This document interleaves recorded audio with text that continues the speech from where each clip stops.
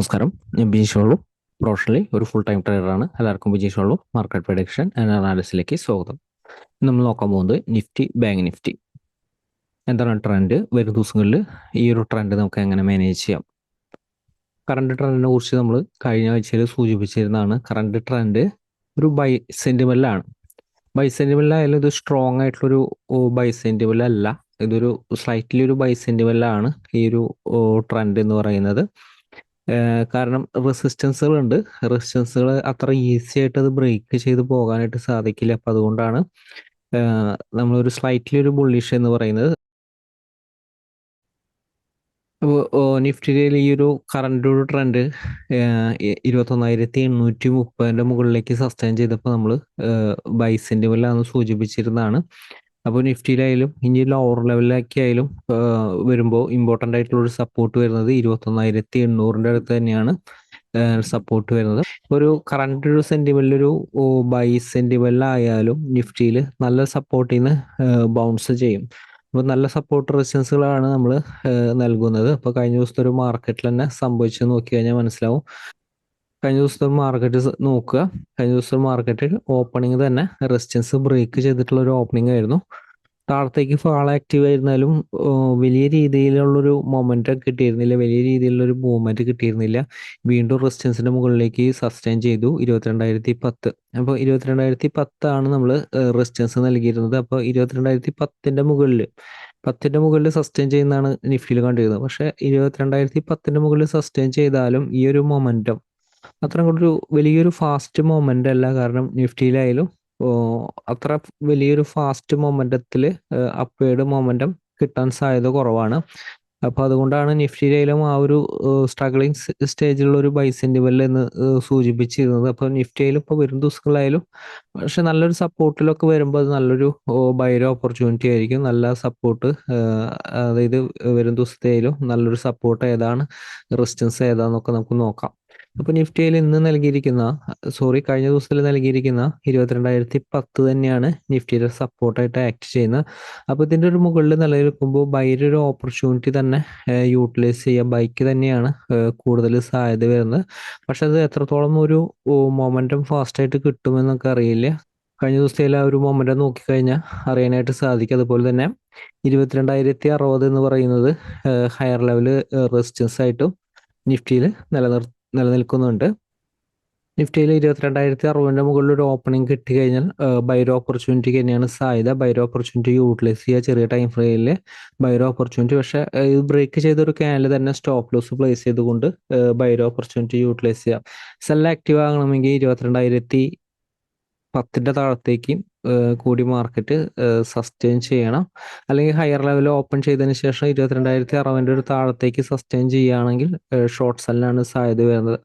നല്ലൊരു സപ്പോർട്ട് ചെയ്യുന്നുള്ളൊരു ബൈര ഓപ്പർച്യൂണിറ്റിക്ക് കൂടുതൽ ഇമ്പോർട്ടൻ്റ് നൽകാവുന്നതാണ്. അപ്പോൾ വരും ദിവസങ്ങളായാലും നല്ലൊരു സപ്പോർട്ട് കാണുന്നത് 21,900 അടുത്താണ് സപ്പോർട്ട് വരുന്നത്. 21,900 അടുത്ത് സപ്പോർട്ട് വരുന്നുണ്ട്. അതുപോലെ തന്നെ 21,800 ആ ഒരു റേഞ്ചിൻ്റെ അടുത്ത് സപ്പോർട്ട് വരുന്നുണ്ട്. എക്സാക്റ്റ് ആയിട്ടുള്ള ലെവല് ഇപ്പോൾ നിഫ്റ്റിയിലായാലും നമ്മൾ തൊട്ടടുത്തൊരു സപ്പോർട്ട് റെസിസ്റ്റൻസുകളാണ് നൽകുന്നത്. കാരണം നിഫ്റ്റിയുടെ ഒരു കറണ്ട് സെൻറ്റിമെൻ്റ് അനുസരിച്ചാണ് നമ്മൾ ഈ ഒരു സപ്പോർട്ട് റെസിസ്റ്റൻസ് ലെവലുകൾ ഡിസൈഡ് ചെയ്യുന്നത്. അപ്പോൾ 21,950 ഒരു സപ്പോർട്ട് നിലനിൽക്കുന്നത് നോക്കുക. പക്ഷേ ലോവർ ലെവൽ ഇമ്പോർട്ടൻ്റ് സപ്പോർട്ട് മനസ്സിലാക്കി വയ്ക്കുക. Lower level important support 21,900, 930. അതുപോലെ തന്നെ 21,800, 820. അപ്പോൾ ഇത് രണ്ടാണ് ലോവർ ലെവലെ കുറച്ചൊരു ഇമ്പോർട്ടൻ്റ് ആയിട്ടുള്ളൊരു സപ്പോർട്ട്.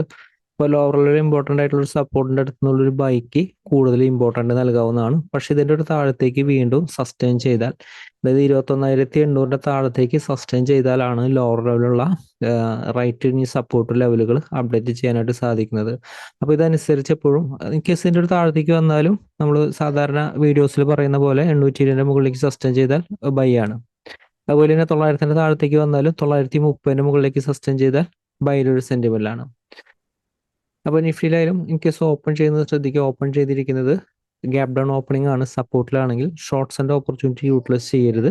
ഈ ഒരു ലെവലിൽ നിന്ന് ബൈയുടെ ഓപ്പർച്യൂണിറ്റി ചെറിയ ടൈം ഫ്രെയിമിൽ കിട്ടി കഴിഞ്ഞാൽ യൂട്ടിലൈസ് ചെയ്യാം. 20,010 റെസിസ്റ്റൻസ് ആണ്. 10ൻ്റെ അടുത്ത് നിന്നുള്ള ഷോർട്ട്സിൻ്റെ ഓപ്പർച്യൂണിറ്റി വന്നാൽ യൂട്ടിലൈസ് ചെയ്യാം. വീണ്ടും 21,950 സപ്പോർട്ടിൻ്റെ താഴത്തേക്ക് ക്ലോസ് ചെയ്താൽ ഷോർട്ട്സിൻ്റെ ഒരു ഓപ്പർച്യൂണിറ്റി യൂട്ടിലൈസ് ചെയ്യാം. 930 അടുത്ത് എത്തുമ്പോൾ ശ്രദ്ധിക്കണം. 900 താഴെ, ഒരിക്കലും 930 ഒരു താഴെയല്ല, 900 താഴെയാണ് വീക്ക്നെസ് വരിക. അപ്പോൾ ഈ ഒരു ലെവലിൽ നിന്ന് ബൗൺസ് ചെയ്യാനായിട്ട് ശ്രമിക്കുന്ന ലെവലാണ്. അതുപോലെ തന്നെ ലോവർ ലെവൽ സപ്പോർട്ടും ഇതേപോലെ തന്നെയാണ്. In case gap down opening ആണ്, സപ്പോർട്ടിലാണെങ്കിൽ ബൈ ഓപ്പർച്യൂണിറ്റി ധൈര്യമായിട്ട് കിട്ടിക്കഴിഞ്ഞാൽ യൂട്ടിലൈസ് ചെയ്യുക. റെസിസ്റ്റൻസ് വരെ പ്രത്യേകം ശ്രദ്ധിക്കുക. സ്റ്റോപ്പ് ലോസ് എപ്പോഴും നമ്മൾ പ്ലേസ് ചെയ്യേണ്ടത് ഇങ്ങനത്തെ ഒരു സപ്പോർട്ട് റെസിസ്റ്റൻസ് ലെവലുകളുള്ള ബൈക്ക് സ്റ്റോപ്പ് ലോസ് പ്ലേസ് ചെയ്യേണ്ടത് 21,900 ആണ് സ്റ്റോപ്പ് ലോസ് പ്ലേസ് ചെയ്യേണ്ടത്. അതുപോലെ തന്നെ നിഫ്റ്റി ആയാലും ഇതിൻ്റെ ഒരു മുകളിലാണ് ഓപ്പൺ ചെയ്യുന്നതെങ്കിൽ ബൈക്ക് തന്നെ ഇമ്പോർട്ടൻ്റ് നൽകുക. ഹയർ ലെവലിലേക്ക് വേറെ പ്രത്യേകിച്ച് റെസിസ്റ്റൻസ് ലെവലുകളില്ല. വലിയൊരു ഗ്യാപ്പ് അപ്പ് ഓപ്പണിംഗ് ആണെങ്കിൽ ആദ്യത്തെ ഒരു 15 മിനിറ്റിന് ശേഷം ഷോർട്ട്സിൻ്റെ ഒരു ഓപ്പർച്യൂണിറ്റി വന്നാൽ മാത്രം യൂട്ടിലൈസ് ചെയ്യുക. അല്ലെങ്കിൽ ചെറിയ ടൈം ഫ്രെയിമിലെ ബൈ ഓപ്പർച്യൂണിറ്റിക്ക് ഇമ്പോർട്ടൻ്റ് നൽകാവുന്നതാണ്. വലിയൊരു ഗ്യാപ്പ് അപ്പ് ഓപ്പണിംഗ് ഒക്കെ ചെയ്യുന്ന ഒരു സമയത്ത്, സപ്പോർട്ട് റെസിസ്റ്റൻസുകളൊക്കെ ഇല്ലാത്തൊരു സമയത്ത് ചെറിയൊരു ക്വാണ്ടിറ്റിയിൽ ട്രേഡ് ചെയ്യാനായിട്ട് ശ്രമിക്കുക. എപ്പോഴും സപ്പോർട്ടോ റെസിസ്റ്റൻസോ ബ്രേക്ക് ചെയ്യുമ്പോഴായിരിക്കണം എപ്പോഴും റൈറ്റ് ആയിട്ടുള്ള ട്രേഡിംഗ് ഓപ്പർച്യൂണിറ്റികൾ യൂട്ടിലൈസ് ചെയ്യേണ്ടത്. അങ്ങനത്തെ ഒരു ട്രേഡിനാണ് കൂടുതൽ ആക്യുറസി കിട്ടുന്നത്. ഇപ്പോൾ നിഫ്റ്റിയുടെ കയ്യിൽ ഒരു കറണ്ട് ട്രെൻഡിനനുസരിച്ചുള്ള രീതികൾ ഫോളോ ചെയ്യുക. അതുപോലെ തന്നെ ബാങ്ക് നിഫ്റ്റിയിൽ ഇപ്പോൾ വരും ദിവസങ്ങളായാലും റൈറ്റ് ആയിട്ടുള്ള ഒരു സപ്പോർട്ട് റെസിസ്റ്റൻസ് ഏതാണ്, കറണ്ട് ഒരു ട്രെൻഡ് എങ്ങനെയാണ്, ഈ ഒരു ട്രെൻഡ് എങ്ങനെയാണ് മാനേജ് ചെയ്യേണ്ടത് നമുക്ക് നോക്കാം. ഇപ്പോൾ ബാങ്ക് നിഫ്റ്റി ആയാലും കുറച്ചൊരു താഴെയാണ് ലോവർ ലെവലായിട്ടുള്ള ഇമ്പോർട്ടൻറ്റ് സപ്പോർട്ട് റെസിസ്റ്റൻസ് ലെവലുകൾ വരുന്നുണ്ട്. ഈ ഒരു ലെവലാണ് ബാങ്ക് നിഫ്റ്റിയിൽ ഇമ്പോർട്ടൻറ്റ് സപ്പോർട്ട് റെസിസ്റ്റൻസ് ലെവൽ വരുന്നത്. അപ്പോൾ അതനുസരിച്ച് ആ ഒരു ലെവൽ എത്തുമ്പോൾ ഒന്ന് ശ്രദ്ധിക്കുക. ഹയർ ലെവലിൽ നിന്ന് പ്രഷർ ഉണ്ട്. ഹയർ ലെവലിൽ നിന്നായാലും നിഫ്റ്റിയിലായാലും ബാങ്ക് നിഫ്റ്റിയിലായാലും ഒരു ബൈ സൂചിപ്പിച്ചിരുന്നു. ഇതൊരു വളരെ സ്ട്രോങ് ആയിട്ടൊരു ബൈ എന്ന് നമുക്ക് പറയാനായിട്ട് സാധിക്കില്ല. വളരെ സ്ട്രോങ് ആയിട്ടുള്ളൊരു ബൈ എന്ന് പറയാൻ സാധിക്കാത്തത് നമുക്കായാലും ഇപ്പോൾ ബാങ്ക് നിഫ്റ്റിയുടെ കേസാണെങ്കിൽ, ഇപ്പോൾ ബാങ്ക് നിഫ്റ്റിനെ ബേസ് ചെയ്തിട്ടുള്ള സ്റ്റോക്ക്, ഇത് ഡെയിലി ടൈം ഫ്രെയിമിലാണ് ബാങ്ക് നിഫ്റ്റിനെ ബേസ് ചെയ്തിട്ടുള്ള സ്റ്റോക്കുകൾ നോക്കിക്കഴിഞ്ഞാൽ ഏകദേശം ഒരു ഐഡിയ കിട്ടും. അതായത് ഇപ്പോൾ HDFC ബാങ്ക് നോക്കുകയാണെങ്കിൽ HDFC ബാങ്കിൻ്റെ ഒരു ട്രെൻഡ് നോക്കുകയാണെങ്കിൽ ഇത് വളരെ സ്ട്രോങ് ആയിട്ടുള്ള ഒരു പോസിറ്റീവ് സെന്റിമെന്റ് അല്ല, ഇതൊരു സ്ലൈറ്റ്ലി ഒരു പോസിറ്റീവ് സെന്റിമെന്റിലാണ്. ലോവർ ലെവലിൽ വലിയൊരു ഫാൾ വന്നതിന് ശേഷം അവിടെ നിന്നൊരു ബൗൺസ് ചെയ്യാനായിട്ട് ശ്രമിച്ചുകൊണ്ടിരിക്കുകയാണ്. ഇത് സ്ട്രോങ് ആയിട്ടുള്ള ഒരു ബൈയിലേക്ക് കടന്നിട്ടില്ല. അതേപോലെ തന്നെ കൊട്ടാക്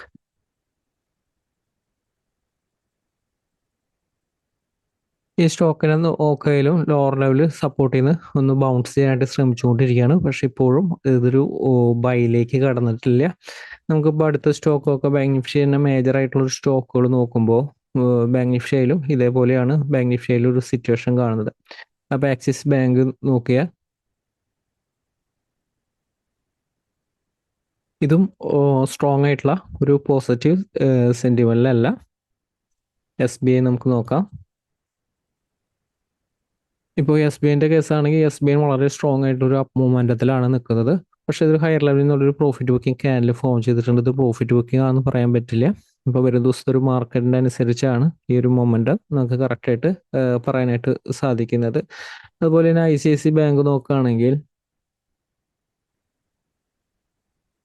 ഇപ്പോൾ ICICI ബാങ്ക് നോക്കിയാലും അത്രയും കൂടെ ഒരു സ്ട്രോങ് ആയിട്ടുള്ള ഒരു പോസിറ്റീവ് സെന്റിമെന്റ് അല്ല. ഇതൊരു പോസിറ്റീവ് സെന്റിമെന്റ് തന്നെയാണ്, പക്ഷേ സ്ട്രോങ് ആയിട്ടുള്ള പോസിറ്റീവ് സെന്റിമെന്റ് അല്ല. അതേപോലെ തന്നെയാണ് നിഫ്റ്റിനെ ബേസ് ചെയ്തിട്ടുള്ള സ്റ്റോക്കുകളായാലും. ഇപ്പോൾ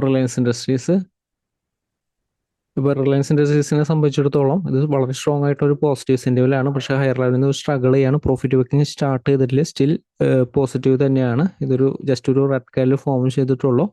പക്ഷെ വന്നേക്കാം, ചിലപ്പോൾ മുകളിലേക്ക് ബൗൺസ് ചെയ്തേക്കാം. രണ്ട് രീതിയിലാണ് അത് നിലനിൽക്കുന്നത്. അപ്പോൾ അതേപോലെ തന്നെ നിഫ്റ്റിയിലും മേജർ ആയിട്ടുള്ള സ്റ്റോക്കുകൾ നോക്കുകയാണെങ്കിൽ പോലും അത് ഓൾമോസ്റ്റ് സ്റ്റോക്കുകളും ഒരു സ്ട്രഗിളിങ് സ്റ്റേജിലാണ് നിൽക്കുന്നത്. അത് വളരെ സ്ട്രോങ് ആയിട്ടുള്ള ഒരു അപ്പ് മൂവ്മെന്റിൽ നിൽക്കുന്നത് വളരെ മൈനർ ആയിട്ടുള്ള സ്റ്റോക്കുകളുള്ളൂ. അപ്പോൾ അതുകൊണ്ട് തന്നെ നിഫ്റ്റിയുടെ ആ ഒരു മൊമെന്റം നമുക്ക് അത്രയും കൂടെ ഒരു ഫാസ്റ്റ് ആയിട്ടുള്ള ഒരു മൊമെന്റം ചിലപ്പോൾ നമുക്കത് എക്സ്പെക്ട് ചെയ്യാനായിട്ട് സാധിക്കില്ല. പക്ഷെ നമ്മൾ കൃത്യമായിട്ട് ആ ഒരു സപ്പോർട്ട് റെസിസ്റ്റൻസ് ഫോളോ ചെയ്താൽ മതി. എക്സൽ ആയിട്ടുള്ള റെസിസ്റ്റൻസിൻ്റെ ഒരു മുകളിൽ നിലനിൽക്കുമ്പോൾ ബൈയുടെ ഒരു ഓപ്പർച്യൂണിറ്റി മാത്രം യൂട്ടിലൈസ് ചെയ്യാം. നമ്മളൊരു ഷോർട്ട്സിൻ്റെ ഒരു ഓപ്പർച്യൂണിറ്റിൻ്റെ താഴെ യൂട്ടിലൈസ് ചെയ്തു, അതിനുശേഷം തിരിച്ച് കയറി കഴിഞ്ഞാൽ ഷോർട്ട്സിൻ്റെ പൊസിഷൻ നമ്മൾ പിന്നെ യൂട്ടിലൈസ് ചെയ്യരുത്. പിന്നെ നമുക്കൊരു ബൈക്ക് കൂടുതൽ ഇമ്പോർട്ടൻറ്റ് നൽകാം.